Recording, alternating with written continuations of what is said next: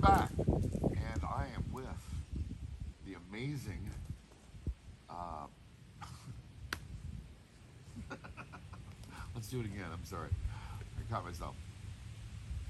We're back, and I'm with Ahmad Shah Amin, who used to be the producer at 60 Minutes over in Afghanistan for my friend Laura Logan. I want to start by maybe talking a little bit about that. How did you get involved with Laura, Ahmad? So this November would be exactly 20 years that I'm working with media, especially with her when I started working. So I met her right after 9/11 when the media were in Afghanistan. So like people call it the invasion during the invasion time. So I met her there. Oh, I was only 17 by the time. oh, So okay. reaching 18. I And was, how did you get involved? Is it something that you always wanted to do, be a producer, or um, did Laura just grab you? How did it happen? no, it was I've had a background of my father helping journalists back then during the 80s, and I was with my father in his car, trying to help them move them from the valley towards Jebel Siraj. Ah, So where was our headquarters, the resistance area. So most of the media channels were based there. So I started working with them since then, and mainly through my father being help with him. so your dad really got this thing going, and he passed it on to you to help journalists move throughout the country and do what they needed to do to get the story. Exactly right. Any danger? Did you encounter any danger in this time period? Uh, it's mostly it's dangerous there, and I've seen it firsthand in my youth. So I was close to a couple suicide bombing attacks and shooting on us. So that was the closest ones, and I've been threatened and left my country for that. So I didn't leave my country just to be Sure. living in a very easy life. Right. So we've been forced to leave our country. Yes, and we want to definitely want to dive into that. During the time that you were working with your father, you're helping journalists move throughout the country. Though you obviously saw a lot, like you said, suicide bombings. Did you or Laura or any of the other journalists that you worked with to help move throughout the country? Did anyone get injured through one of these suicide bombings? What happened? How close were you? It did.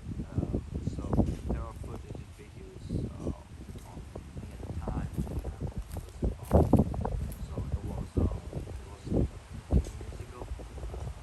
We were in Suriname now, very famous conflict in that. So I was with our cameraman and driver. So I told our driver who was from the valley, I said, please move from this place.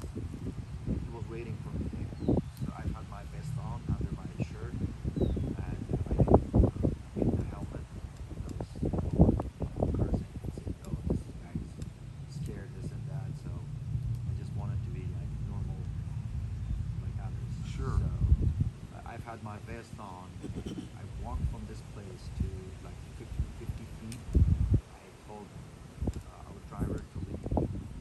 He didn't want to leave. I insisted. He Yes. did.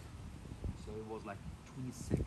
Oh, 20 seconds, like 20 steps away from this place.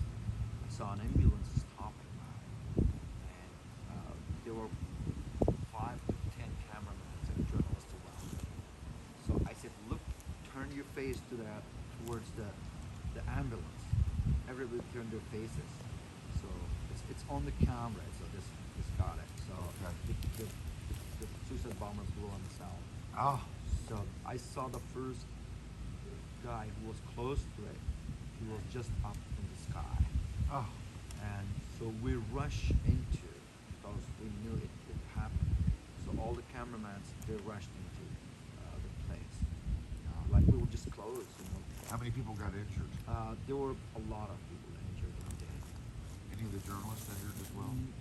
They were injured but not dead Not dead. on that day. But still, it's not something that they would experience here in America, right?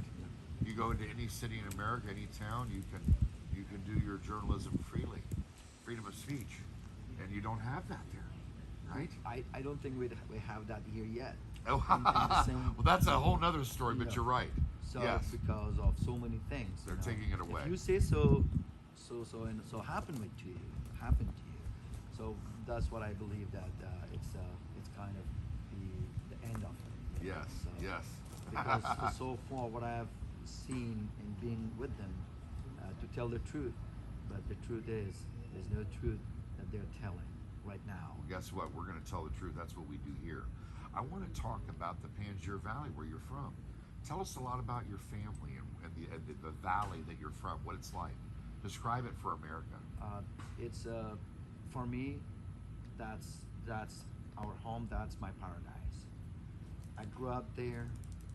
I've been to school there. I've been to the mountains there. I've been shepherd there. So that is my whole life there. Yes. So I grew up there, and I want to die there. So And you're willing to fight for that land. we fought. We fought when we paid for every inches blood, and in myself and my people are ready to pay for that again. Yes. Yes. With everything that's going on in Afghanistan now, and the debacle, obviously, with Biden and Belly and Austin, these idiots, what are you finding in the Panjshir Valley? Are the people safe at the moment? Are they hunkering down? Are they hiding? What's going on there now?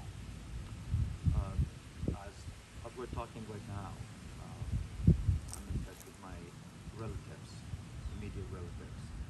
So that they're forced to leave their homes, their mountains, their valleys, and so it's not something that to hide. So people are dying. The mass graves there. So the truth is, the media didn't say a single. They don't want to talk about it. They don't want to talk about it. They don't want to hear about it. They don't want to tell the world the truth. Let me ask you this: is the Taliban in the Panjshir Valley right now? They are. They are in the main highway or the road, but they're not in the side mountains or valleys. I see. So that's a 70-mile valley with over 100 side valleys. So anything that comes in and out of those roads, supplies, whatever, they're checking the vehicles. Of course, they do check. Sure. They don't let supplies go to the valley. They force the people to leave, and they'll be asking who the supply goes to. So Gotcha. they are controlling all the ways.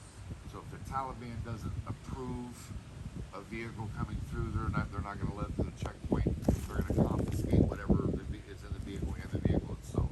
Yeah, they will leave all the passengers, but they will check inquiry about logistics. Will they kill these passengers on the spot? Yes. 6 days ago today, a young boy from my village, it's called Kenj Mata, he was asked for his ID. There were 5 of them in a car. So the other 4 have had different IDs from other provinces. So he have had, his ID was from Panjshir Valley. And 2 of the Taliban killed him from 2 sides, one from the front and one from the back. Oh. He shoots 60 bullets Into from one up guy. to the top. Yeah. So make him into pieces. Oh my gosh, that's horrible. That's horrific. Yeah. So that's what I'm talking about. Where's humanity? Gosh. Where's human rights? Where's the press? Where's the press? Where's the journalists, the so-called journalists out there that aren't doing their jobs? They are not doing their jobs. No, they're not. If they are, they've been forced not to do so. You showed me a video yesterday, and I'm going to show the video to our audience once we do the edit and get it uploaded. But tell me about this general. He killed many Taliban, Yeah. over hundreds. Yeah. Okay. In this video, tell me about this general. What was his name? So his name is, he's a famous commander, a former mujahideen, very honest and patriot. He was a former governor of the valley, Panjshir Valley. His name is Commander Balo. So he fought till the last minute. He didn't give up. He was injured. His nephew went to get water from the river, and they killed him on the side of the river, and they follow the step of them and find them in the place. Had they been tracking him? How do they know where he was? Because they find the guy, the nephew, on the side of the river before killing him. They ask him, and they walk to that estate. His estate. So he gave him up. He basically told him where he was. Even if they didn't tell him, they were close by. Ah. It wasn't far, like 100 feet. So they were on to him even before this. Yeah. And then they basically ambushed him. They did. I see. I see. He didn't give up. They all don't have to give up. He said, I'm not the kind of person to say, here I am, surrounded. No, shoot me. And they shoot him in the heart. The video is very graphic, folks. We're going to show the video to you. And I just want to say now, if you have any children, please get them out of the room. There's definitely a graphic warning on this because of the violence level. Let's go to that video now.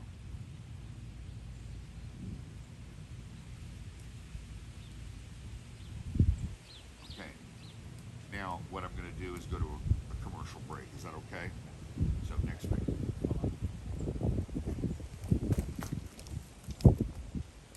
That was very graphic, folks, as I told you, and I hope that you didn't have children in the room. But it's needed to be seen. The American people need to understand what's at stake here. Think if that was your child. Think if that was your grandfather, your father, your sister, your mother. The American people need to know that, and they need to see that. And the journalists aren't telling the real story, so we have to bring it to you here, unfortunately. I need you to see that. We'll be right back.